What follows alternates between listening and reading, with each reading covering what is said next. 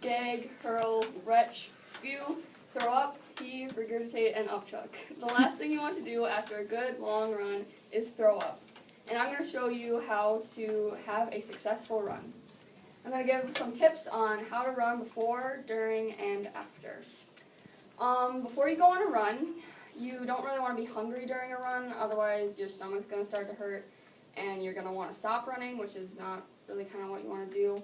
So some foods that you can eat are, there's bananas, there's peanut butter toast. I've seen people actually make toast and then put like peanut butter and then bananas on it, which is good for your stomach. Bagels are good too, yogurt's good. And you don't want to eat right before you run, otherwise you're going to get like this kind of like a, you want to throw up kind of thing.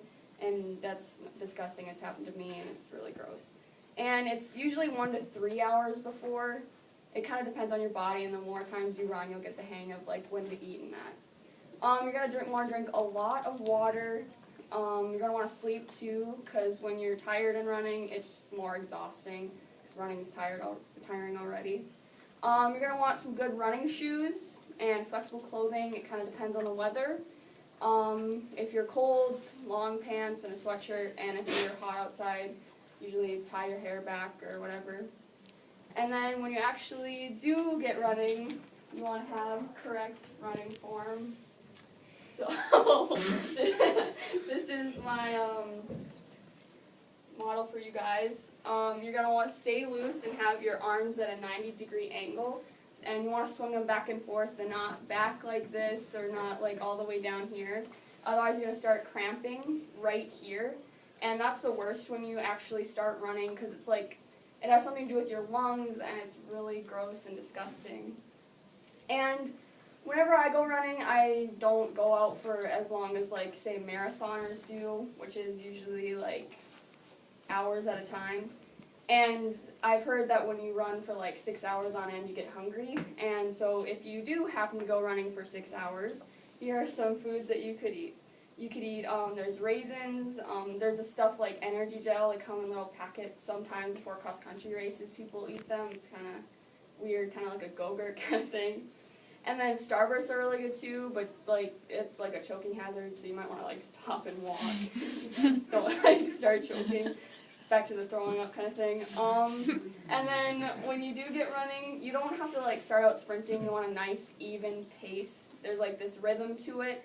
And when you do get running, it's more mentality than it is like physical, because it doesn't really matter. Like you want to have some mantras to go like through your head so you keep going. And some of them are like won't stop, can't stop. It's like with the rhythm of the feet kind of thing. We always do that in cross country.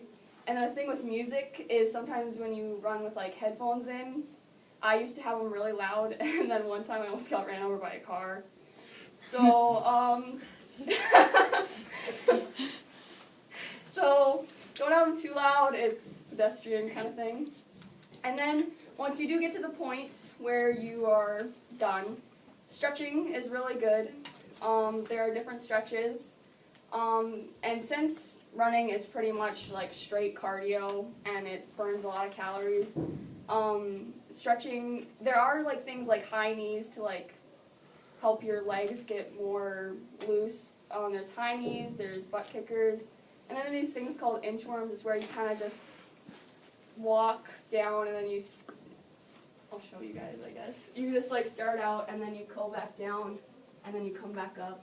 It's mostly like your legs kind of thing, and then there's like those hip bridges, they're like these things, and even just walking it out helps with the cramping, because when you're done with like a really long like 6-mile run and you like kind of tense up, even if you're doing cardio for like say like an hour and then just lay down in the bed and watch TV, your muscles are going to be really tired and there's not a really way to help with like the knots in them, and it really stinks to get a cramp because you can't really stop it unless by flexing it a different way.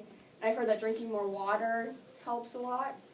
And then for recovery, there's a lot of things for recovery. Icing, people ice after runs, and it's really cold. It's kind of bad. I had to do it for cross country, so like the swelling doesn't hurt as much. And then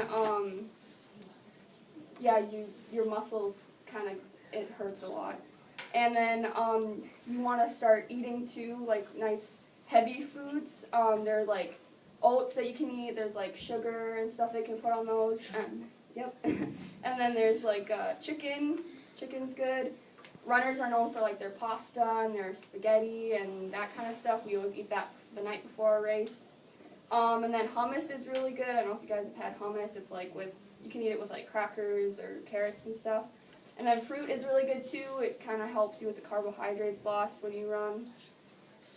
And so today I showed you what to do before, during, and after a run.